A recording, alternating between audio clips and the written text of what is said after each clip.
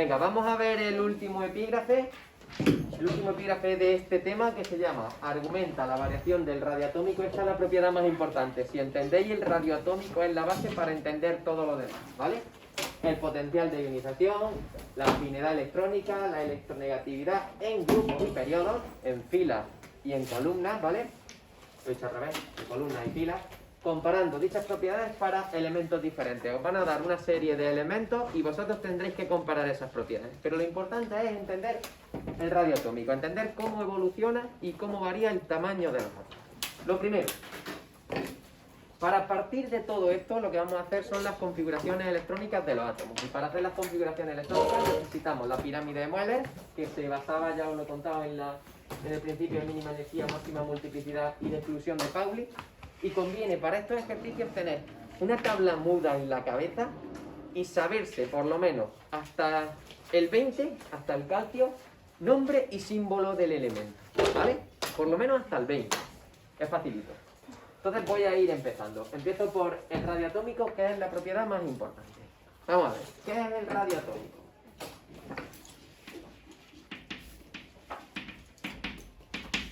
Bueno, si suponemos que un átomo es una esfera, ¿vale?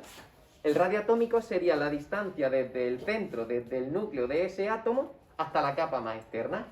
Y si yo me imagino que el átomo es así, simplemente una esfera, desde el centro es el núcleo, hasta la capa más externa, eso sería el radio atómico, el radio del átomo, ¿sí o no? Eso sería el radio. Me imagino que el átomo es una esfera, desde el centro de esa esfera hasta la capa más externa, eso es el radio atómico, ¿no? Vale. ¿Cómo puedo yo intuir o averiguar cómo es el radio de los átomos? Bueno, para poder hacerlo, lo primero que me tienen que dar son los números atómicos. Así que os voy a dar unos cuantos elementos. Vamos a ver cuáles son sus números atómicos, vamos a hacer su configuración electrónica y vamos a ir trabajando. Los ejemplos que traigo son berilio, que tiene de Z 4. Carbono, por ejemplo, que tiene de Z 6. Y me gusta siempre meter al flúor. Lo voy a hacer más separado. Carbono, Z igual a 6.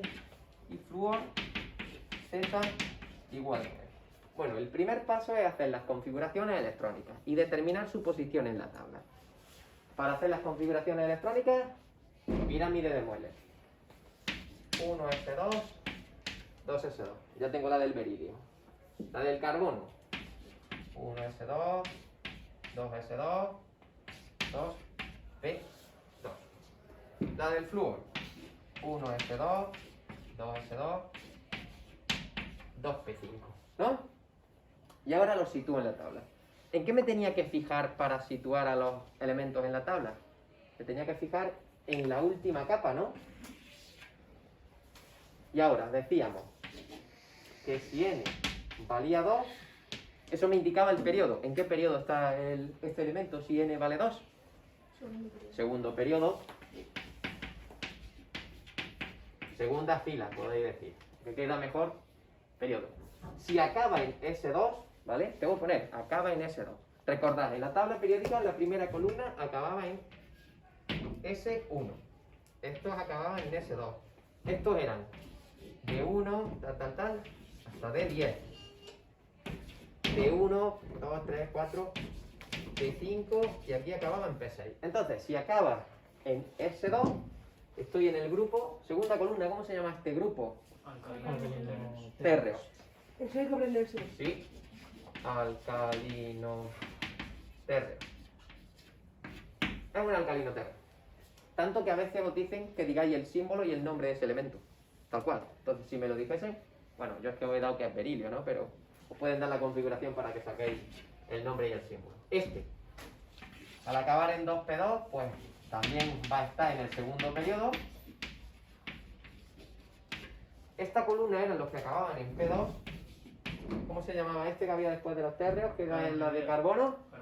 Carbonoideos, por acabar en P2. Carbonoideos. Y el último, si acaba en 2p5, como n es igual a 2, lo mismo. Segundo periodo. Y por acabar en P5, ¿cómo se llamaba el penúltimo grupo? No, halógeno. Con H, ¿eh? Los anfígenos eran el de delante, los que acababan en P4. Halógeno. Muy bien, pues ya lo he colocado. Lo voy a colocar en la tabla, de hecho. Voy a poner aquí. Está en la segunda fila, este es el segundo periodo de la tabla periódica, ¿no? Así que ahí va el berilio. Luego aquí está el carbono. Y aquí está el flúor. ¿Vale? Pues ahora voy a ver cuál de esos tiene mayor o menor radio. Muy fácil. Profe, pero eso, ¿tú cómo sabes qué elemento es? ¿Que sabes dónde está la tabla periódica? Sí, pero porque yo te he dicho que es berilio, carbono y flúor. Pero ¿y si te dicen que este es A, este es B y este es C? Que es lo más probable. Te dicen, sean 3 elementos A, B y C, cuyos números atómicos son 4, 6 y 9 respectivamente. Te piden configuración electrónica, posición en la tabla, nombre y símbolo. Y eso normalmente suele valer un punto. 0,5 cada apartado. ¿Vale? Entonces decía, ¿cuántas capas tienen esos 3 elementos? Cada uno de ellos, ¿cuántas capas de electrones tienen? 2. Todos tienen 2 capas. ¿Qué me va a condicionar el tamaño de ese átomo? La carga nuclear efectiva. Es decir, la carga que tiene en el núcleo. ¿Cuántos electrones, cuántos protones tiene en el núcleo? Si tienen el mismo número de capas, cuanto mayor sea la carga del núcleo, más va a atraer a esas capas. Y entonces esos átomos serán más pequeños o más grandes. Repito. Si tienen el mismo número de capas, cuanto mayor sea la carga del núcleo, cuantos más protones tengan en el núcleo, van a atraer más o menos a esos más.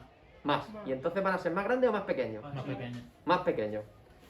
¿Quién pensáis que tiene más carga en el núcleo? ¿Ese, ese o ese? ¿Quién tiene más protones de los 3? El flúor. Correcto. El flúor tiene más protones. Tiene mayor carga nuclear. Se dice mayor carga nuclear efectiva.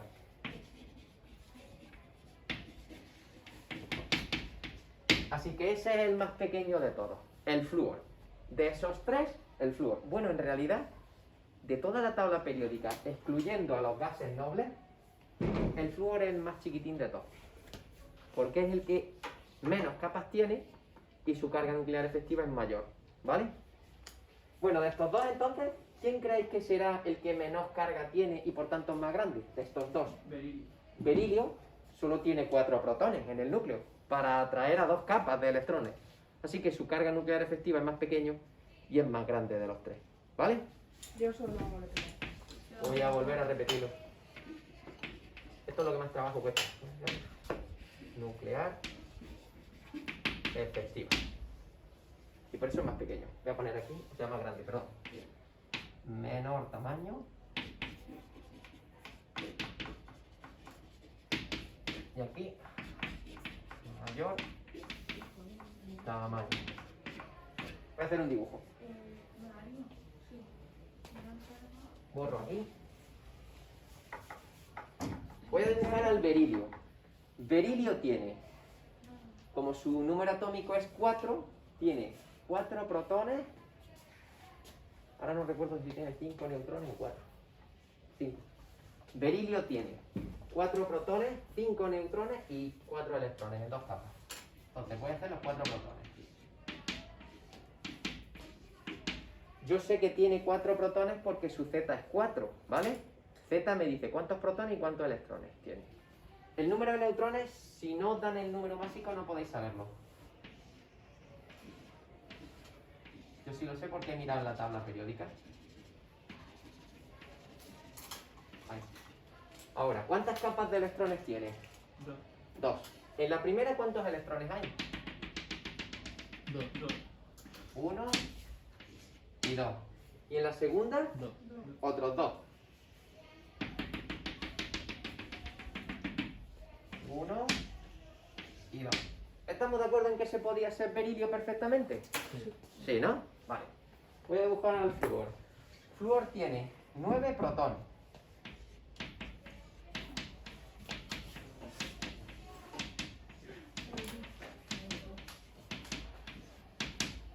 Flúor tiene 10 neutrones.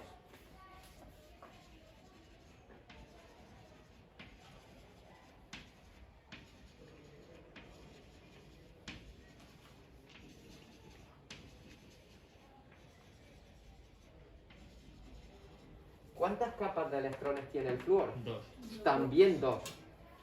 Esta es la primera y es la segunda. En la primera, ¿cuántos electrones hay? Dos. Igual que antes. 2, ¿no? 1 y 2. ¿Cuántos electrones hay en la segunda? 7. 1, 2, 3, 4, 5, 6 y 7. Yo hago una pregunta. ¿Cuántos protones hay para atraer a esas dos capas? En el flúor, ¿cuántos protones hay disponibles, digamos, para atraer a esas dos capas? 9, ¿no? 9. Un montón, ¿no? 9 protones para atraer a dos capas de electrones. ¿Cuántos protones hay aquí? 4. ¿Para atraer a cuántas capas de electrones? Entonces, ¿en cuál de los dos serán más atraídas las capas hacia el centro? ¿En este que tiene más protones o en este que tiene menos protones? En el que tiene más protones. Por eso el flúor es más pequeñito. Porque su carga nuclear, el número de protones que hay en el núcleo, es mayor. O sea que cuanto más protones, Cuanto más protones y menos Y capas, menos capas. más pequeño. Solo podéis comparar si estáis en el mismo periodo o en el mismo grupo. Estos tres elementos están en la misma fila. Fijaos, están aquí. Los dos están en la segunda fila, en el segundo periodo. Tanto berilio como carbono como flúor están en el segundo periodo. Entonces, como los tres tienen dos capas, cuanto mayor sea la carga nuclear efectiva, más atraen a esas dos capas y más pequeñito es el átomo. Es lo más difícil, ¿eh? Entonces, se dice, al movernos hacia la derecha en un mismo periodo, cada vez que vamos hacia la derecha, como aumenta la carga nuclear efectiva, el radio aumenta o disminuye. Disminuye. Lo represento así, porque la carga nuclear, claro, es lo mismo, si es más pequeño, su radio es más pequeño, es menor. Así, yo lo represento, vosotros lo podéis poner para repasar, pero así no se puede poner en el examen, hay que ponerlo con palabras. Se dice, al movernos hacia la derecha en un mismo periodo, tiene que ser en un mismo periodo, si no, no vale. El radio disminuye, porque aumenta la carga nuclear efectiva. Tengo más protones en el núcleo, cuanto más protones tenga, más me atrae a esas capas, ¿no? ¿Vale? ¿Sí o no? ¿Sí? Al movernos a la derecha en el mismo periodo, Aumenta la carga nuclear efectiva y disminuye el radio. Eso es lo más difícil, ¿vale? ¿Entendido eso? Se avanza para adelante muy, muy bien. Pero siempre va a ser así. Sí. O sea que nunca va a haber más capas que protones. No. No. Aquí, o sea, tú al comparar en un periodo, siempre comparas entre átomos que tienen las mismas capas. Al comparar en un periodo. Ah. Si están en el tercer periodo, todos tienen 3 capas. Que están en el cuarto, todos tienen 4 capas. Y así todo el rato. Bueno, ya he dicho que pasa en un periodo, pero aquí dice que hay que comparar en periodos y en grupos. Ahora voy a ver qué pasa en un grupo.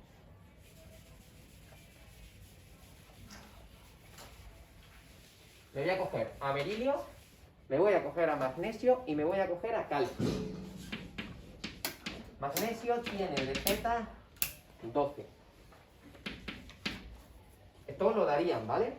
Y calcio tiene de Z 20. Yo recomiendo saberse nombre y símbolo químico hasta el Z20 por lo menos, ¿vale? Luego os lo vais sabiendo. 1S2, 2S2, 2P6, 3S2, ¿no? Magnesio, 3S2. Tengo que llegar hasta 12. 2, 4, 10, 12, ¿no? ¿Sí, no? Calcio.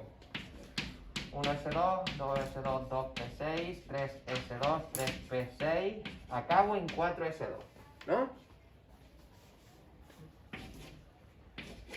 Vamos a situar a cada uno de los átomos en la tabla periódica. Voy a sacar en qué grupo y en qué periodo están.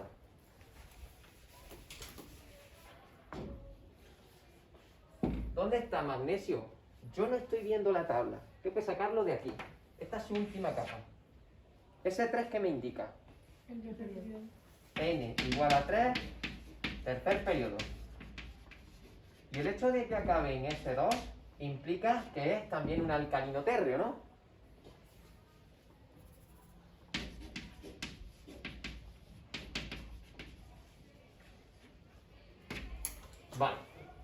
calcio, S4 me indica que estoy en el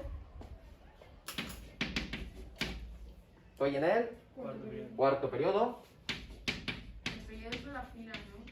Sí, periodo y fila es lo mismo, pero queda mejor decir periodo. También como acaba en S2, ¿no? Tengo un alcalino térreo, ¿no?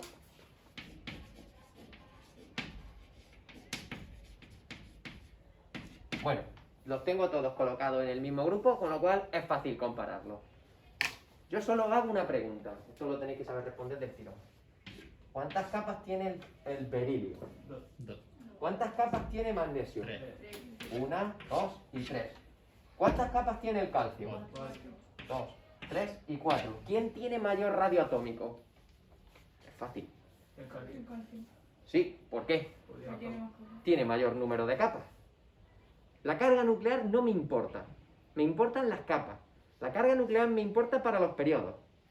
Para cuando bajo en un grupo, me importan las capas. Es muy sencillo. Toda la teoría de la cebolla. Cuanto más capas tiene la cebolla, más gorda. ¿No? Vosotros, vais en manga corta, os colocáis una sudadera, estáis más gordas. Os colocáis un plumón, estáis más gordas, ¿no? Os vais poniendo más capas, pues va cada vez siendo más gordo uno, ¿no? Pues igual. ¿Entendido? Por tanto, en general, al bajar en un mismo grupo, por cierto, no lo he situado, berilio, magnesio y calcio. Al bajar en un mismo grupo, ¿qué pasa con el radio? Que sube. Aumenta el radio porque aumenta el número de capas. Ya está. ¿Vale? ¿Entendido? El tamaño. Al bajar en un grupo, aumenta el número de capas, aumenta el radio. Al movernos hacia la derecha en un periodo, como aumenta la carga nuclear efectiva, disminuye el radio. ¿Entendido? En general, excluyendo a los gases nobles, lo normal es no contar a los gases nobles para las propiedades periódicas. Por cierto, no lo he dicho. Al radio atómico, potencial de inyección, afinidad electrónica y electronegatividad se le llama propiedades periódicas, porque se repiten en la tabla periódica, pero no tienen más importancia. Decía, si excluyo a los gases nobles, ¿quién es el átomo más pequeñito de toda la tabla periódica? Hidrógeno. Si excluyo a los gases nobles, El ¿quién está flúor. más a la derecha y más hacia arriba? Yo. Flúor. Yodo está abajo del todo. Yo no he dicho yo. Yo he escuchado yodo por ahí. Flúor. Pero yo he dicho flúor. Yo he dicho yo. Flúor. Es el Sí, que sí, está sí. más a la derecha y más abajo. ¿Quién es el que mayor radio tiene de todos? ¿Quién es el más gordo? Hidrógeno. No. Hidrógeno, litio, sodio, potasio. ¿Quién hay aquí? Francia. Francio. Es el que mayor Va tamaño. al revés, ¿no? Sí. Va como... Sí. O sea que el más O sea, que- Más pequeño, pequeño de es todos. el que está más arriba. Más arriba y el más a la derecha. Y el más grande. El más grande es el que está más abajo y más hacia la izquierda. O sea, este es chiquitillo y este es grande. ¿Vale? Cuanto más a la derecha y más hacia arriba, más pequeño. Cuanto más hacia abajo y más hacia la izquierda, más grande. ¿De acuerdo? ¿Entendemos el tamaño? Si entendemos el tamaño, el resto está hecho.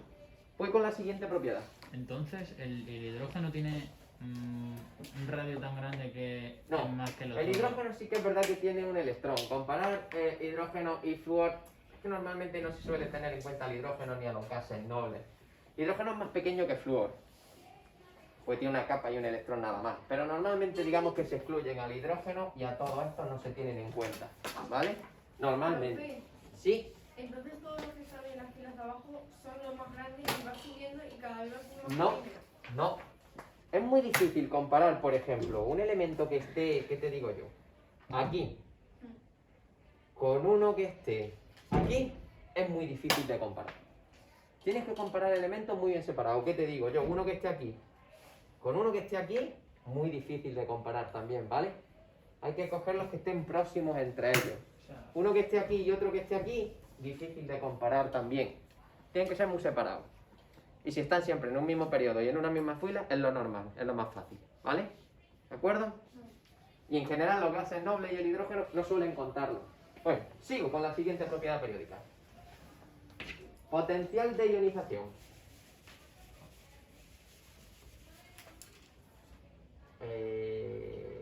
Bueno. Veréis que en algunos libros, en vez de hablar de potencial de ionización, hablan de energía de ionización. Es lo mismo. El potencial y la energía de ionización es lo mismo, así que voy a poner energía de ionización.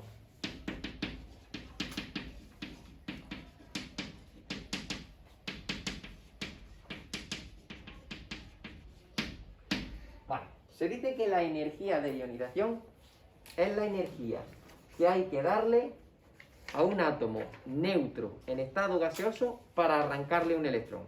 Repito, energía que hay que darle o suministrar a un átomo neutro en estado gaseoso. ¿Veis? Aquí lo tenéis. X, G. Átomo neutro en estado gaseoso. ¿Qué hay que suministrar? A un átomo neutro en estado gaseoso para arrancarle un electrón.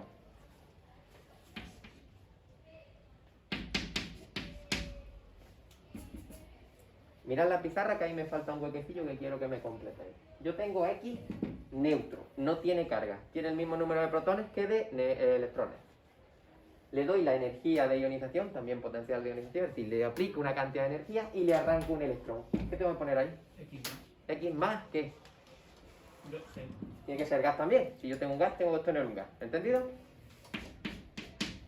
¿Todo el mundo entiende por qué yo pongo ahí X más? No. Tenía un átomo neutro, no tenía carga, tenía el mismo número de protones que de electrones, le he quitado un electrón, pues se queda positivo, ¿no? ¿Vale? Bueno, pues vamos a ver esta energía de ionización aquí en la tabla periódica, cómo evoluciona. Me voy a coger los mismos de antes. Berilio, carbono y flúor. Eso es una EI. Pone EI. Energía de ionización, también hablan de potencial de ionización, ¿vale?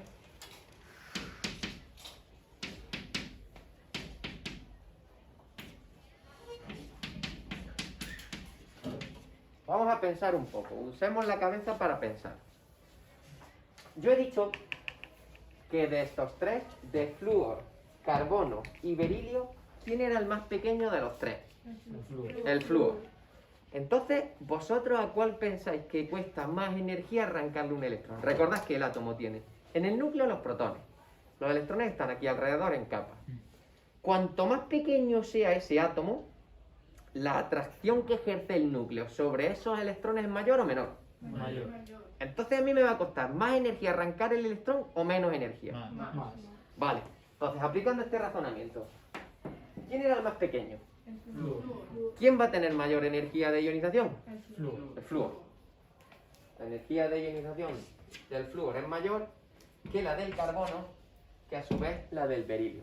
Cuanto más pequeño sea el átomo, los electrones están más cerca del núcleo. Por tanto, se sienten más atraídos. Y me va a costar más energía arrancarle el electrón. Tiene sentido, ¿no? Si el electrón está más cerca del núcleo, es más atraído por el núcleo, me cuesta más energía. Entonces, en general,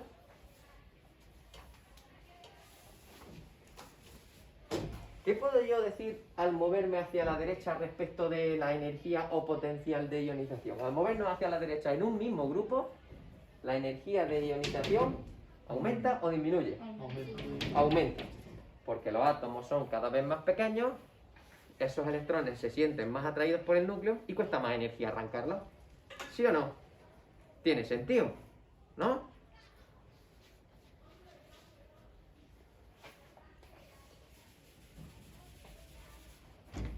Vamos a pensar ahora qué pasa en el grupo, al bajar en una columna, en un mismo grupo. Vamos a volver a comparar berilio,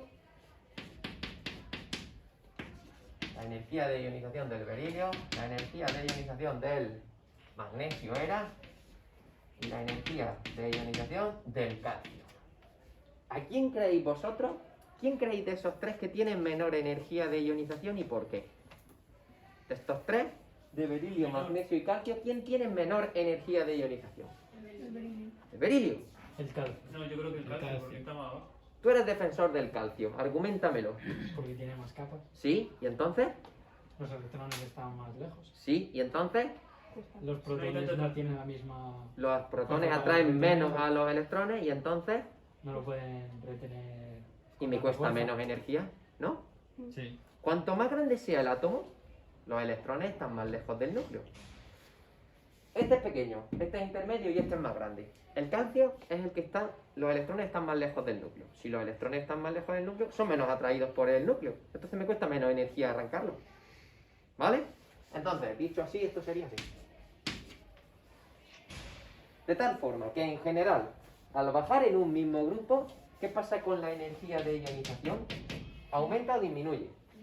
Disminuye. Vale, y ahora, comparad cómo estaban las flechicas con el radio y cómo están las flechicas estas. Al revés. Al contrario. Cuanto más pequeño, es decir, el flúor, que era el que era más pequeñillo de todos, el que más a la derecha y más hacia arriba estaba, era más pequeño. Pero por el contrario tiene una gran energía de ionización, es lógico. Si el electrón está cerca del núcleo, te cuesta mucha energía arrancarle, ¿no? En cambio, el francio era el que más abajo y más a la izquierda estaba, de la tabla periódica. Entonces es el más grande. Ese electrón está lejísimo del núcleo, poco atraído por el núcleo. Me cuesta poca energía arrancarle, ¿no? ¿Tiene sentido, no? Va. Recordad que comparamos en periodos, filas o grupos, columnas. Si no, es un desmadre comparar. Antes de pasar a lo siguiente. Hay veces en los que se habla de primera energía de ionización, segunda energía de ionización, tercera energía de ionización y tal.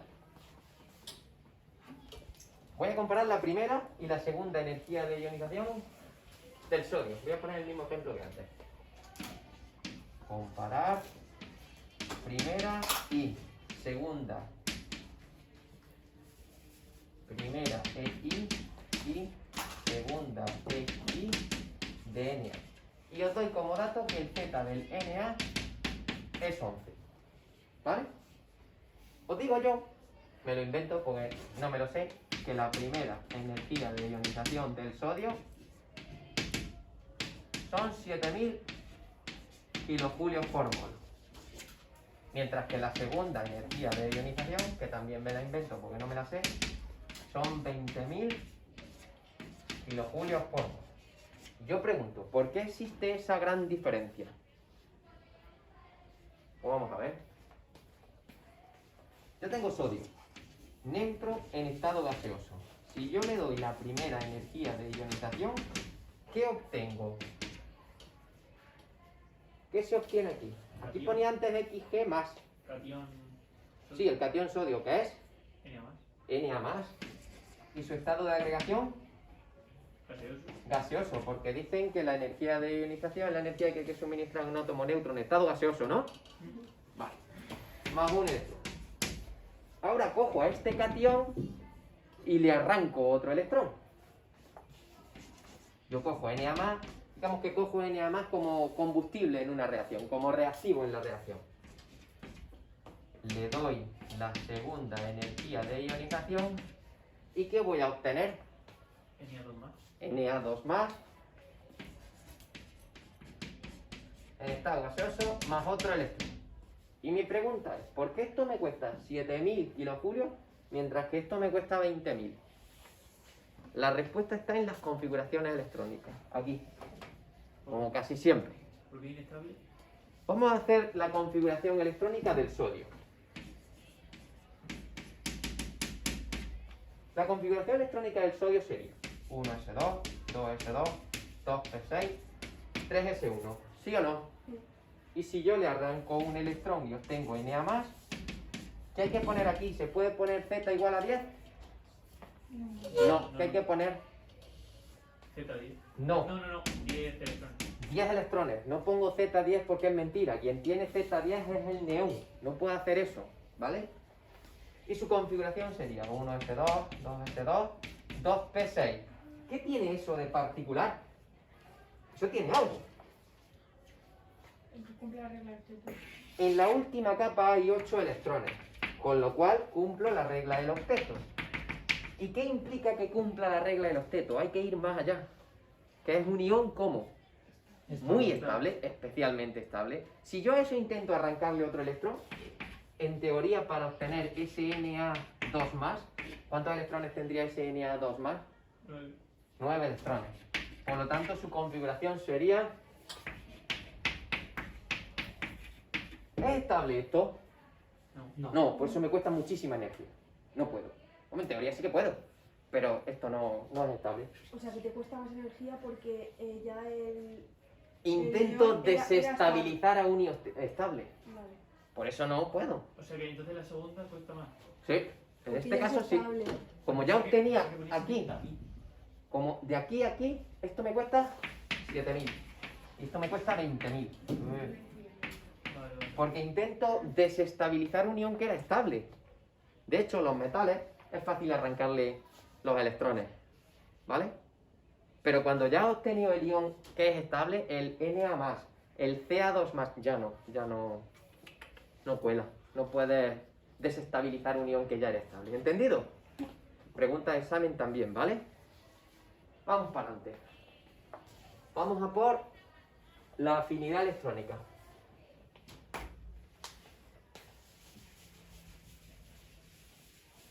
¿Qué significa afinidad? ¿Qué significa ser afín a algo, aparte de yo? La relación. Cuando eres afín a algo es que te llevas bien con alguien o con algo, ¿no?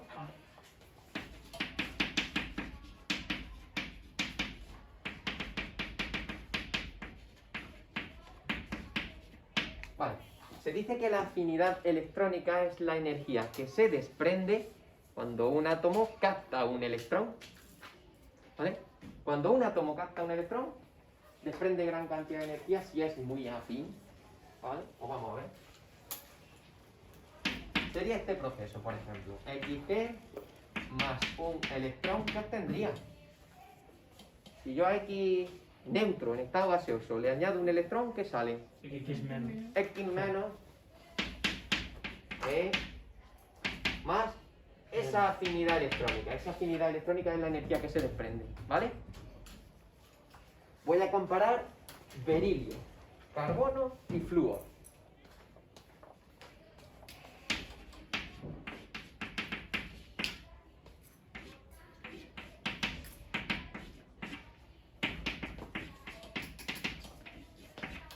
Voy a empezar por aquí y prácticamente voy a terminar por aquí. Si hago la configuración electrónica del flúor, fijaros en esa configuración, en esa última capa. ¿Qué le pasa al flúor? ¿Cuántos electrones tiene? 9. No, en la última capa. Sí. Ah, 7. 7. 7. ¿Qué le pasaría al flúor si captase un electrón? Que formaría un ion estable porque tendría 8 electrones y cumpliría la regla del octeto. Entonces, ¿pensáis que ese proceso de para el flúor captar un electrón es favorable? Sí. Sí. Sí, luego desprende gran cantidad de energía. Tiene gran afinidad electrónica. Así que, en general, al movernos hacia la derecha en un mismo periodo, ¿qué pasará con la afinidad electrónica? Para allá. Aumenta. Será mayor. Aumenta, ya que se forman iones estables, ¿vale? Se formarían iones estables y por eso al movernos hacia la derecha la afinidad electrónica de este es menor que la del flúor y la de este es todavía menor, ¿vale? Afinidad electrónica del berilio es menor que la afinidad electrónica del carbono, que a su vez es menor que la afinidad electrónica del flúor. Una pregunta. La configuración electrónica del flúor la tenéis ahí hecha hace un ratillo. ¿Cuántos electrones tenía en la última capa el berilio? Miradla, la tenéis hecha. 2. Si tiene que cumplir la regla del octeto, ¿qué tenderá a hacer el berilio? ¿Captar electrones para llegar a tener 8 o a soltar electrones? Soltar. Soltar, con lo cual de afinidad electrónica nada, más bien todo lo contrario. ¿Vale? Los metales, como el berilio, tienden a soltar los electrones, no a captar electrones. Por eso tienen poca afinidad electrónica. A medida que vamos para allá, mayor afinidad electrónica. ¿De acuerdo? Vamos a ver qué pasa en el grupo. Al bajar.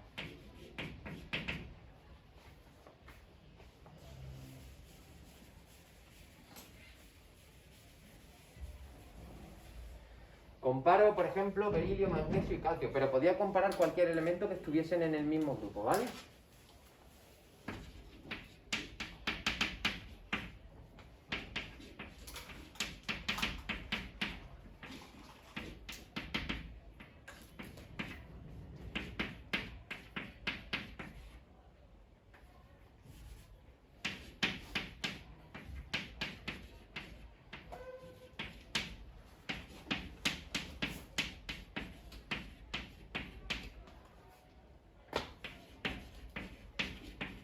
Estos tres elementos, los tres son metales.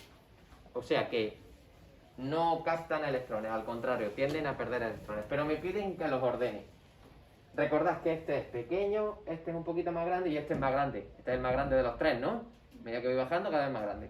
Ese electrón que yo voy a añadir va a estar cerca del núcleo o lejos del núcleo. Por ejemplo, para el caso del calcio. El calcio, que es el más grande de todos, ese electrón que yo le voy a añadir va a estar cerca o lejos del núcleo. Lejos. Entonces, ¿ese electrón será atraído por el núcleo? No. ¿Tendrá afinidad electrónica? ¿Desprenderá energía por un electrón que tú le añadas ahí lejos del núcleo? No. Entonces, al bajar en el grupo, en general, al bajar en un mismo grupo, ¿qué pasa con la afinidad electrónica? ¿Aumenta o disminuye? Disminuye, porque el tamaño aumenta. Pasa lo mismo que con el potencial de ionización, que con la energía de ionización. Fijaros que es la misma tendencia, ¿no? Es igual que antes, ¿vale? El radio para allá cada vez más pequeño, para abajo cada vez más grande. La energía de ionización y la afinidad electrónica para allá grande y para abajo pequeña. ¿De acuerdo? Entonces al movernos hacia abajo la energía, o sea, si la afinidad electrónica es menor. Sí, cuando tú vas hacia abajo. Recuerda decir en un mismo grupo. Si no dices en un mismo grupo no está bien. Dime. Todo lo que echemos para allá de... Todo lo que para allá la disminuye, derecha, luego aumenta. Claro. El tamaño, todo lo que hemos visto de momento solo aumenta. excepto el radio disminuía. ¿No? Para allá el radio aumenta. O sea, disminuye, perdón. Hacia allá, hacia la derecha en un mismo periodo el radio disminuye. La afinidad electrónica del potencial de ionización aumentaba. Vamos a por la última y ya terminamos. Las que más caen, las que más preguntan son radio atómico, energía de ionización o potencial de ionización y electronegatividad. Pero Esas son las explicarlo en la tabla. O sea, como lo estamos haciendo ahora. No. O por ejercicio. Te dan tres elementos, luego lo veis. Te dan tres elementos, 4, y te dicen ¿cuál tiene mayor afinidad electrónica? ¿Cuál tiene menor? Ordénalos de mayor a menor. Cosas de ese tipo. Entonces tú, lo primero, haces la configuración, los colocas en la tabla y luego respondes. La última, la electronegatividad.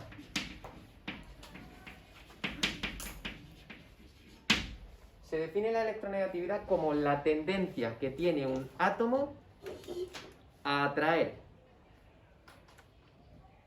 sus propios electrones, tendencia que tiene un átomo a atraer sus propios electrones o un par de electrones de un enlace covalente.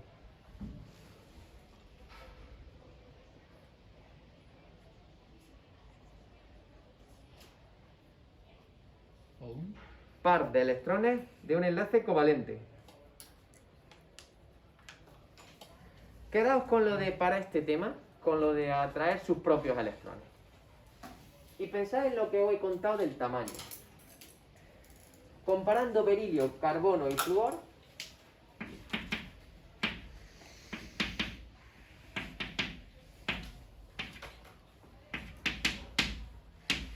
pongo E- para representar electronegatividad, ¿vale? Pero en el examen por lo menos hay que poner electronegatividad, la palabra entera.